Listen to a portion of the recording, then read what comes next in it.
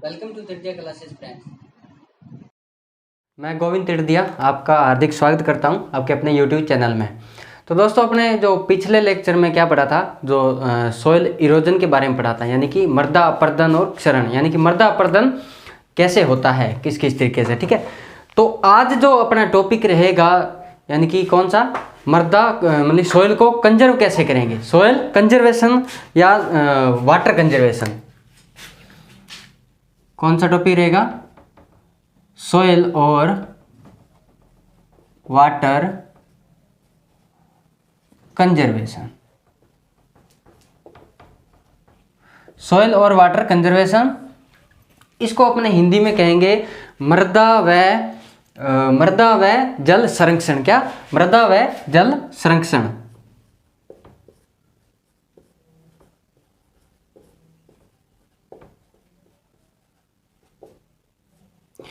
तो दोस्तों, हमने पिछले लेक्चर में पढ़ा था कि मृदा का अपरदन कैसे होता है, यानी कि मृदा जो है अपने मूल जो जगह है वहाँ से एक जगह से दूसरी जगह कैसे स्थानांतरित होती है, कैसे ट्रांसफर होती है। ठीक है, तो यानी कि मृदा का लॉस कैसे होता है। तो इस लेक्चर में अपने क्या पढ़ेंगे कि उस मृदा का या उस वाटर का अपने उसको कंजर्व कैसे करेंगे, यानी उसका संरक्षण कैसे करेंगे। यदि मृदा अपरदन तो एक सॉइल की क्या थी, प्रॉब्लम थी, लेकिन ये जो सॉइल एंड वाटर कंजर्वेशन है, ये फिर क्या है, उसका सॉल्यूशन है। यानी कि किसी ना किसी चीज़ का सॉल्यूशन तो होता है ना, प्रॉब्लम होती है वहाँ सॉल्यूशन जरूर होता है। तो सॉइल अपरदन एक समस्या है और उस समस्या का जो सॉल्यूशन है वो है सॉइल एंड वाटर कंजर्वेशन, यानी कि अपने सॉइल और वाटर को कैसे कंजर्व कर सकते हैं, उसका कैसे संरक्षण कर सकते हैं, यही मतलब है इसका, सॉइल एंड वाटर कंजर्वेशन।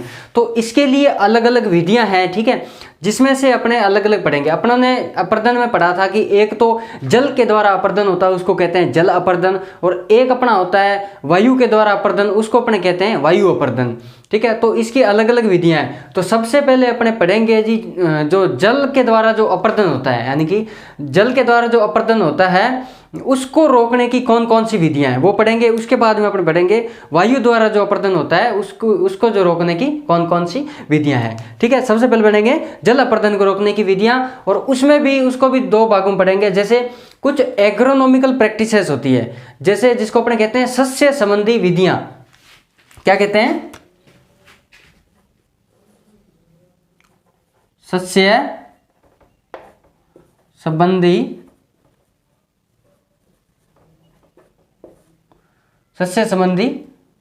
विधियां, एग्रोनॉमिकल प्रैक्टिसेस कहते हैं, यानी कि जल अपरदन को रोकने की कौन सी विधियां, सस्य संबंधी विधियां या एग्रोनॉमिकल कौन सी अपने प्रैक्टिसेस करते हैं फील्ड में। ठीक है, और इसके बाद में अपना रहेगा यांत्रिक विधियां, जिसको अपना मैकेनिकल मेथड कहते हैं। तो पहले अपने ये देखते हैं एग्रोनॉमिकल जो मेथड है, सस्य विज्ञान। तो इसमें जो सबसे पहला आपका आता है, कौन सा आएगा, जिसको अपने कहते हैं कंटूर फार्मिंग।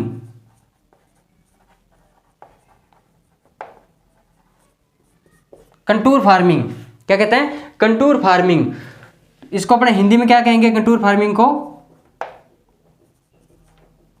समोच्च खेती।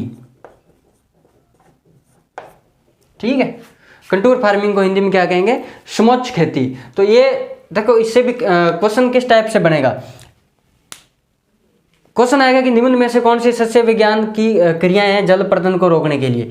तो इसमें से जो मैं आपको बता रहा हूं ये सारी सस्य विज्ञान की होगी, उसके बाद में जो बताऊंगा वो मैकेनिकल होगी। तो ये भी आपको ध्यान रखना है कि कौन कौन सी सस्य विज्ञान में आती है, सस्य संबंधी, और कौन कौन सी अपने यांत्रिक विधियों में आती है। ठीक है, तो पहले अपने पढ़ेंगे कंटूर फार्मिंग, समोच्च खेती।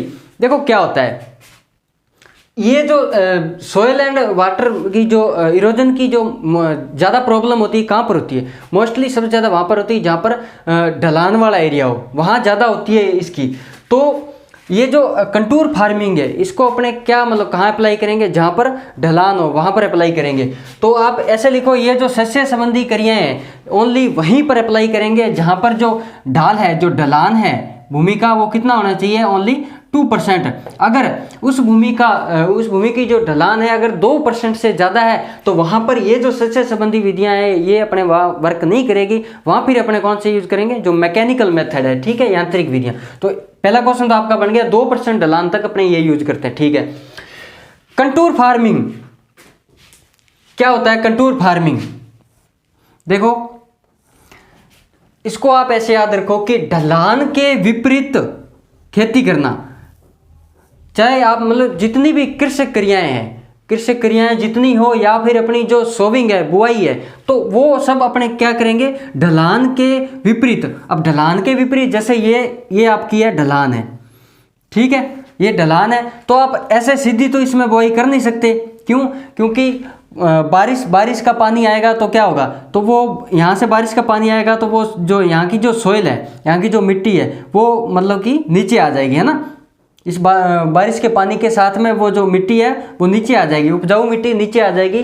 तो उस मिट्टी और पानी दोनों को मतलब कंजर्व करना है अपने को, वो मिट्टी और पानी दोनों को कंजर्व करना है। तो क्या करेंगे, तो अपने सीधा ऐसे तो बुआई कर नहीं सकते, जिस साइड ढलान है तो फिर क्या करेंगे, ढलान की विपरीत साइड। कैसे करेंगे, ढलान के विपरीत साइड,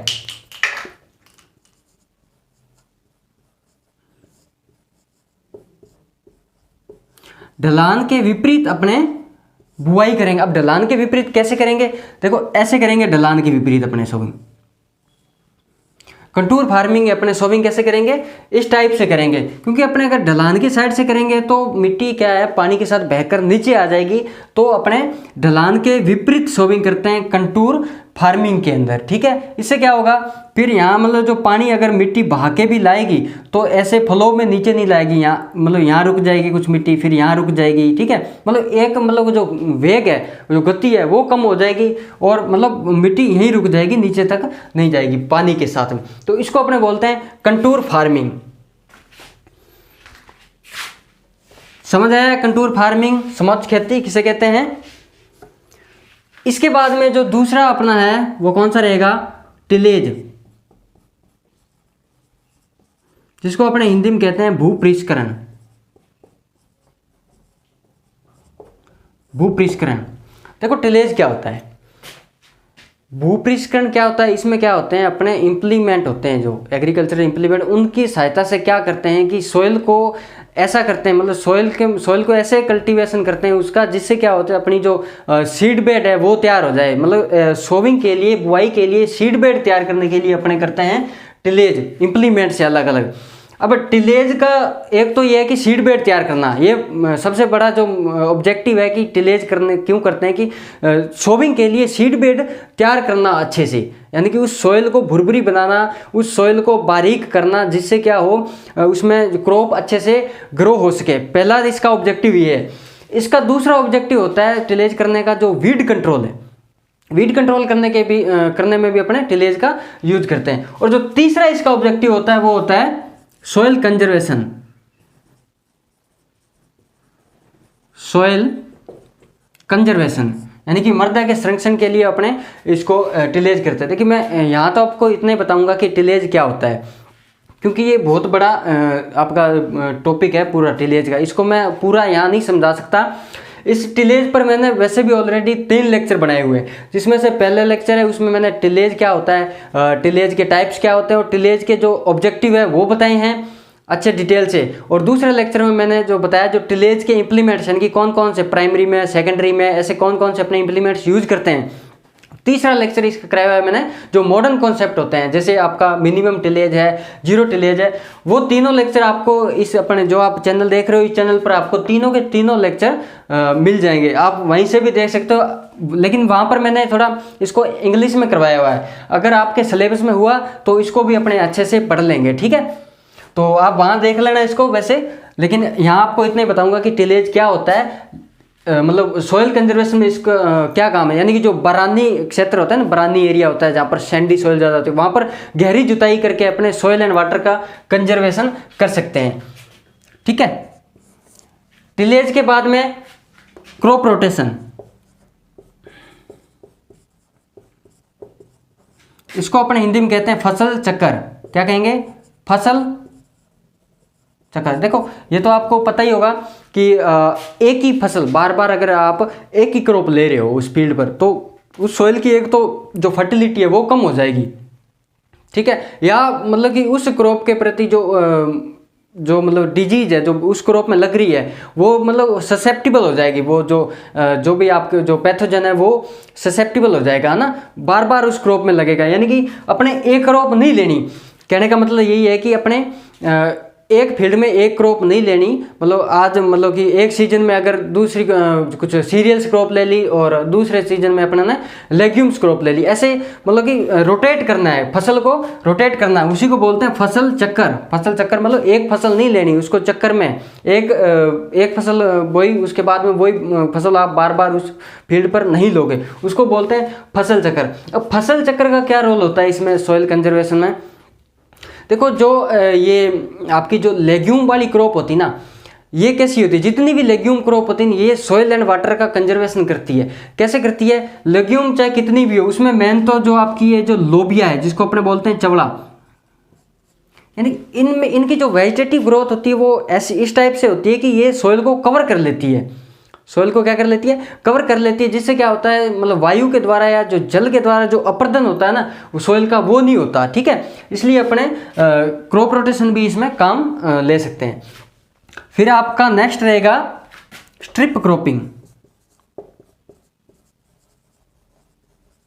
देखो ये सब मैं पढ़ा रहा हूँ आपको ओनली कौन सी एग्रोनॉमिकल प्रैक्टिसेस, यानी कि सस्य संबंधी, contour farming, tillage, crop rotation, फिर आपका है स्ट्रिप क्रॉपिंग। देखो स्ट्रिप क्रॉपिंग में क्या होता है, इसमें भी ढलान के तो विपरीत ही करेंगे जो भी सोविंग करेंगे, लेकिन इसमें समानांतर पट्टियों में करते हैं।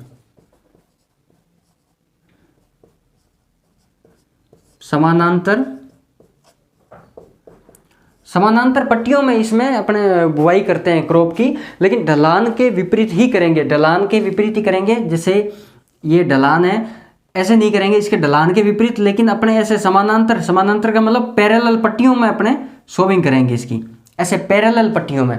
और वो भी कैसे करेंगे, यानी कि दो टाइप की क्रॉप होती है, एक तो होती है जो इरोजन को बढ़ावा देती है और एक होती है जो इरोजन को कंट्रोल करती है। इरोजन को बढ़ावा देने वाली जो आपकी मक्का है, बाजरा है, गन्ना, ये इरोजन को बढ़ावा देने वाली क्रॉप है, ठीक है। और दूसरी जो इरोजन को रोकने वाली, इरोजन को प्रिवेंट करने वाली जो क्रॉप होती है ना, वो जैसे आपकी ये जो लेग्यूम्स है, जितनी भी लेग्यूम्स है वो सब इरोजन को प्रिवेंट करने वाली होती है। तो इन दोनों को, यानी कि इरोजन को बढ़ावा देने वाली और इरोजन को कम करने वाली दोनों क्रॉपों को अपने पट्टियों में समानांतर पट्टियों में सोविंग करते हैं, इसको एक एकांतर क्रम में, तो उसी को बोलते हैं अपने स्ट्रिप क्रॉपिंग, ठीक है। ढलान के विपरीत समानांतर पट्टियों में बुआई करना, ठीक है। तो ये हमने 4 पढ़े। और इसके बाद में अपना एक जो और है, कौन सा? मल्चिंग।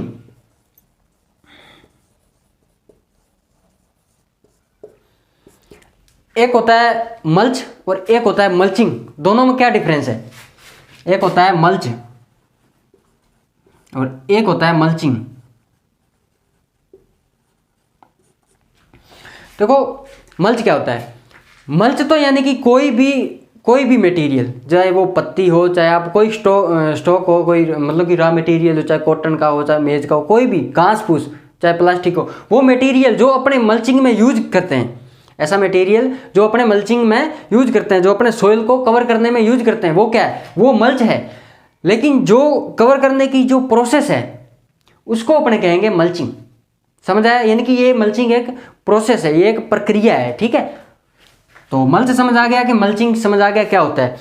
तो इसमें क्या करते हैं मल्चिंग में, अपने मतलब कि कोई प्लास्टिक की शीट ली, उसको उस प्लास्टिक अपने खेत को उस प्लास्टिक की शीट से कवर कर दिया, तो उसमें क्या होगा, यानी कि जल के द्वारा जो अपर्दन होगा तो वो कंट्रोल होगा, ठीक है।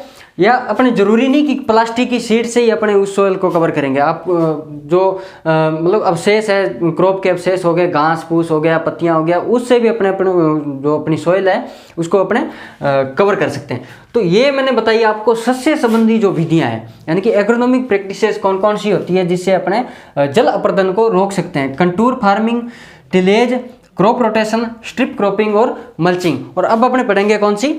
यांत्रिक विधियां, जिसको अपने इंग्लिश में क्या कहते हैं?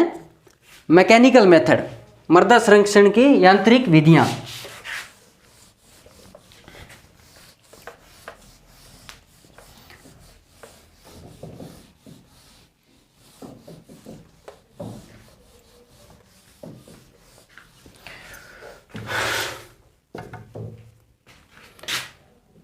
इसको बी नंबर लिख लो आप, यांत्रिक विधियां।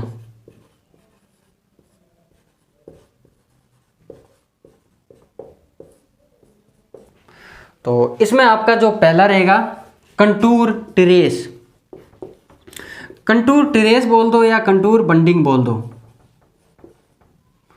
कंटूर टेरेस, एक होता कंटूर फार्मिंग और एक होता कंटूर बंडिंग या कंटूर टेरेस, दोनों में डिफरेंस है। वो सस्य विज्ञान में आती है और ये सस्य संबंधी प्रैक्टिस है, ये यांत्रिक विधियों मैकेनिकल मेथड्स में आती है। तो ये क्या होता है कंटूर टेरेस? इसमें क्या करते हैं, इसमें क्या करते हैं यानी कि जहाँ पर स्लोप है, जहाँ पर ढलान है, वहाँ पर क्या करते हैं अपने मतलब कि ऐसे क्यारियाँ बना देते हैं। क्या करते हैं, ऐसे क्यारियाँ बना देते हैं, ऐसे क्यारियाँ बना देते हैं, ठीक है, फील्ड में। और उसमें क्या करते हैं, उसमें क्यारियों में जो पानी खड़ा रहता है, जो आपका वाटर आएगा, वो वाटर को वो क्या मतलब कि उस क्यारियों में जो खड़ा रहेगा उसको अपने बाद में बाहर निकाल देते हैं। इससे क्या होगा, इससे ये होगा कि जो वो वाटर है, जो ढलान से जो अपने मतलब वाटर के साथ जो सोइल ला रहा है एक गति से, वो जो सोइल का इरोजन हो रहा है वो रुक जाएगा। यानी कि ये जो क्यारियाँ बनी है इसमें क्या हो जाएगा, पानी इकट्ठा हो जाएगा एक जगह और बाद में अपने इस पानी को क्या करेंगे, ड्रेनेज कर देंगे। तो इसमें कंटूर टेरेस में होता है ये सब, ठीक है। ये क्यारियाँ अपने ढलान के अनुसार बना लेते हैं। इसके बाद में आपका जिंक टेरेस।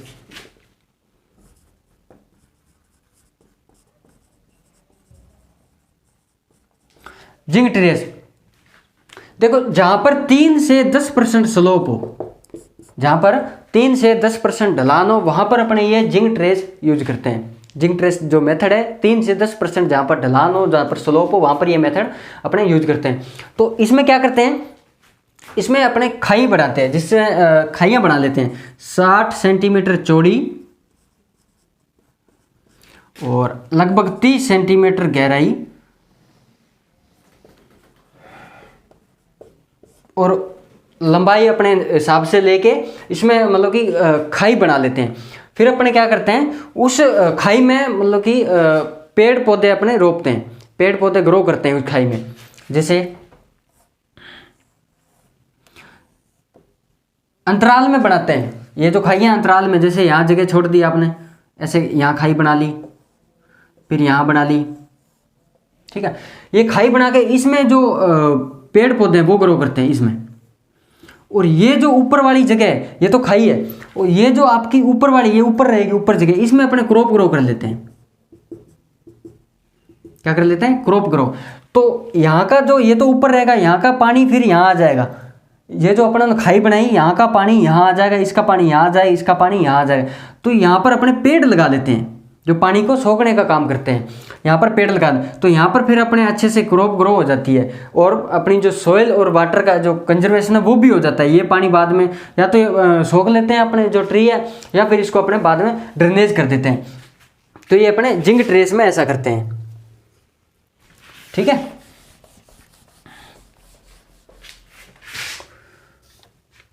इसके बाद में अपना जो है मेथड कौन सा, bench terrace.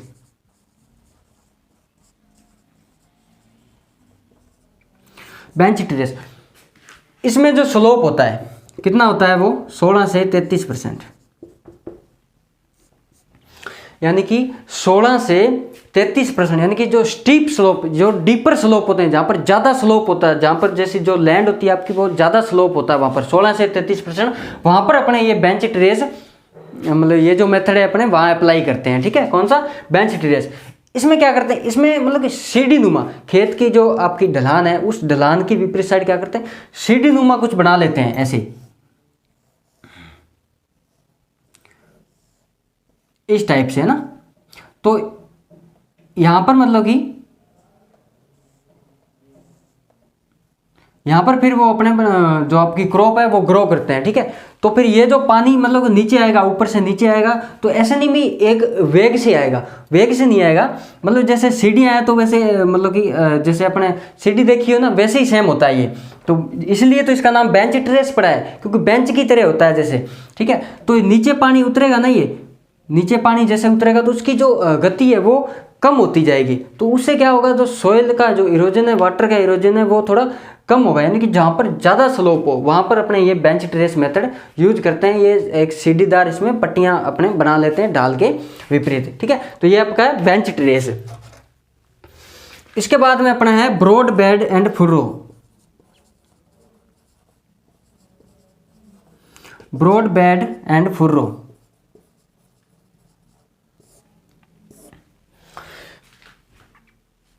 Broad bed and furrow mainly तो ये जहां पर अपनी जो कपास की खेती करते हैं ना वहां के लिए उपयोगी है। जहां पर कपास की खेती करते हैं वहां पर ये जो मेथड है ब्रॉड बेड एंड फुर्रो, ये मेथड सूटेबल है। इसमें क्या करते हैं, नाम से पता चला है ना, ब्रॉड बेड एंड फुर्रो, यानी कि जो बेड होगी वो तो ऐसे मतलब ब्रॉड होगी, ठीक है, ऐसे ब्रॉड, और बीच में इसके फुर्रो होगा। फुर्रो मतलब एक खाई टाइप का होगा। जब कॉटन की अपने शॉपिंग करते हैं ना वहाँ पे अपने ये एक मेथड भी है शॉपिंग का, ब्रॉड बेड एंड फुर्रो। तो ये जो बेड रहेगी आपकी, इस पर तो अपने क्रॉप ग्रो कर लेंगे, ठीक है, क्रॉप ग्रो। ये जो लेकिन फुर्रो रहेगा बीच में, यहाँ पर पानी इकट्ठा होगा। क्या होगा, यहाँ पर पानी इकट्ठा होगा। वैसे ये जो मेथड है ये मेनली जो मानसून के टाइम जो दलदली क्षेत्र होते हैं ना वहाँ पर अप्लाई किया जाता है। कहाँ पर, मानसून के जो टाइम होता है उस टाइम दलदली क्षेत्रों में, क्योंकि वहाँ पर पानी ज़्यादा होता है। तो ऐसे मतलब कि फुर्रो जो होते हैं बना लेते हैं।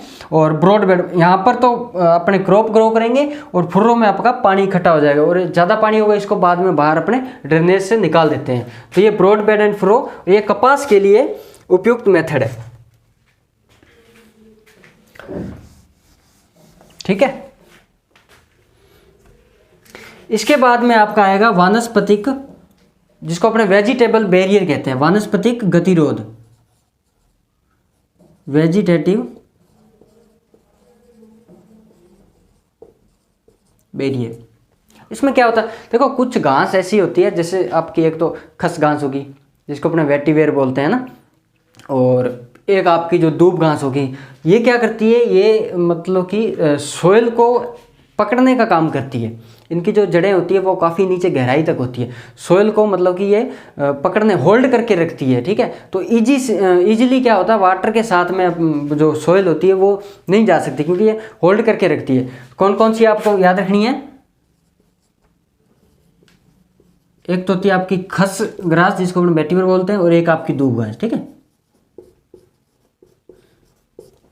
वेजिटेटिव बैरियर में ये काम आती है। क्वेश्चन आ जाता है कि वेजिटेटिव बैरियर में कौन सी घास अपने यूज करते हैं, तो एक खस और दूसरी दूब घास, ठीक है।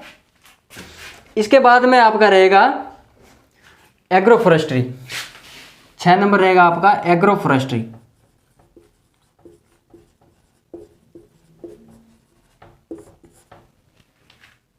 इसमें क्या करते हैं एग्रोफोरेस्ट्री में, यानी कि जो आपकी कृषि की जो फसलें हैं, जो एग्रीकल्चर क्रॉप है उसके साथ अपने जो उगाने की फसलें हैं, आपकी जो वाणिज्यिक फसलें हैं, उनको ग्रो करते हैं इस एग्रोफोरेस्ट्री के अंदर, ठीक है। और फिर आपका जो लास्ट रहेगा उसमें वर्टिकल मल्च।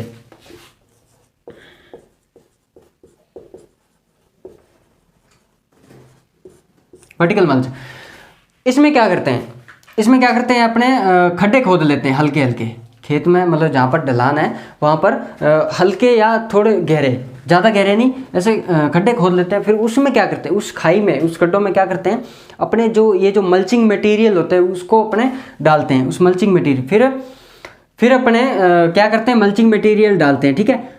और इससे क्या होगा, इससे क्या होगा कि जो वाटर आएगा आपका, जो बरसात से या किसी से जो वाटर आएगा वो मतलब कि इन खड्डों, ये जो खड्डे हैं जिसमें अपना मल्च डाला है, तो ये सोख लेंगे उस पानी को, क्या कर लेंगे, सोख लेंगे। तो पानी को जब सोख लेंगे तो पानी आगे नहीं जा पाएगा, गहराई मतलब कि गति से आगे नहीं जाएगा। तो उससे क्या होगा, जो मिट्टी जो वाटर के साथ जाएगी, एक तो वो उसका मतलब कि कंजर्वेशन हो जाएगा, और एक आपका वाटर का कंजर्वेशन होएगा। याद क्या रखना है इसमें, वर्टिकल मल्च में आपको याद क्या रखना है, जो क्वेश्चन आता है तो आपको याद रखना है कि वर्टिकल मल्च में अपने जो क्रॉप ग्रो करते हैं वो कौन सी, एक तो चाय, टी और कॉफी, और एक और क्रॉप है कौन सी, कहवा। अपने को याद ये रखना, देखो समझना तो जरूरी है, आप समझो भी साथ में, यानी कि कौन सी चीज़ क्या है उसको समझो भी, लेकिन समझने के साथ साथ आप ये भी देखो कि क्वेश्चन किस टाइप से आते हैं, वो भी जरूरी है। क्योंकि पेपर में खाली समझने से कुछ नहीं होगा, यानी कि अपने को अगर पता चल गया भी क्वेश्चन किस टाइप से आते हैं और उस टाइप से अपने पढ़ना स्टार्ट कर दिए तो अपना सिलेक्शन श्योर है। तो वर्टिकल मल्च में जो क्रॉप अपने ग्रो करते हैं वो कौन सी, चाय, कॉफ़ी या जो कहवा, ये क्वेश्चन आ जाता है और पूछा भी हुआ है क्वेश्चन, ठीक है। तो ये अपनों ने कौन सी जो मेथड पढ़े, जल अपर्दन को रोकने के लिए कौन कौन से मेथड, कुछ तो अपने एग्रोनॉमिक प्रैक्टिसेस पढ़ी सस्य संबंधी, ठीक है। और फिर अपनों ने पढ़ा जो मैकेनिकल मेथड्स होते हैं जिसको अपने यांत्रिक विधियां कहते हैं। तो ये तो सब जल अपर्दन को रोकती है।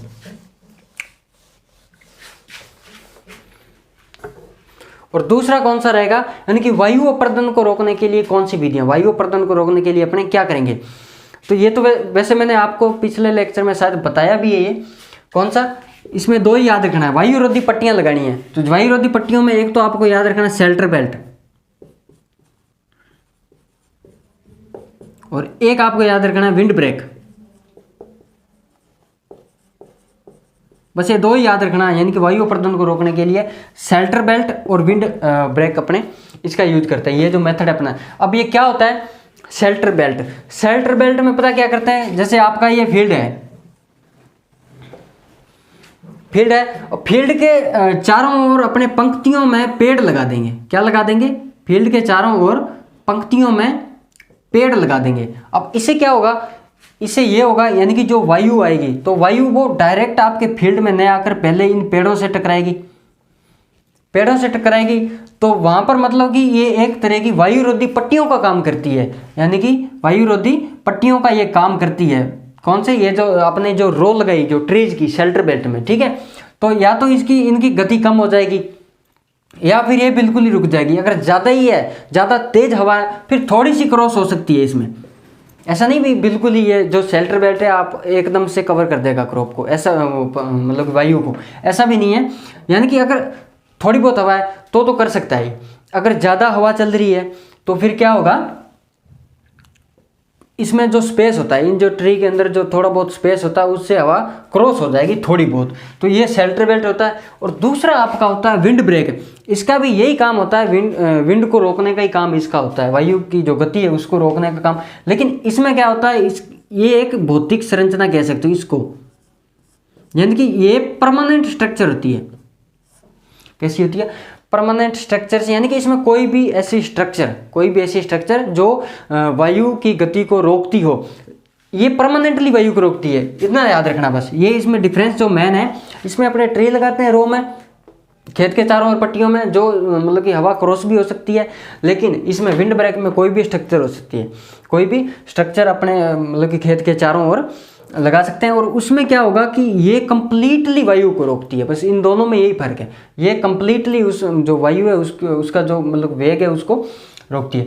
तो ये तो थे वायु अपर्दन को रोकने के कौन कौन से मेथड है, यानी वायु अपर्दन को रोकने के कौन से मेथड है। तो ये अपना जो आज का टॉपिक पढ़ा कौन सा, एक तो सॉइल एंड वाटर कंजर्वेशन का, जिसमें से पहले पढ़े सस्य संबंधी, ठीक है, जिसमें 2% मतलब 2% ढलान हो, जहाँ ढलान ओनली 2% हो वहाँ पर आप यूज करोगे ओनली सस्य संबंधी जो क्रियाएं हैं, मेथड है। उसमें भी कौन कौन से पढ़ाया मैंने आपको, कंटूर फार्मिंग हो गया, मल्चिंग हो गया, क्रॉप रोटेशन होगा, स्ट्रिप हो गया ना, ये आपको याद रखना। उसके बाद में मैंने आपको बताया यांत्रिक मेथड, इनमें से भी क्वेश्चन पूछ लिया जाता है कि कौन कौन से यांत्रिक मेथड है और कौन कौन से मतलब सस्य संबंधी मेथड है।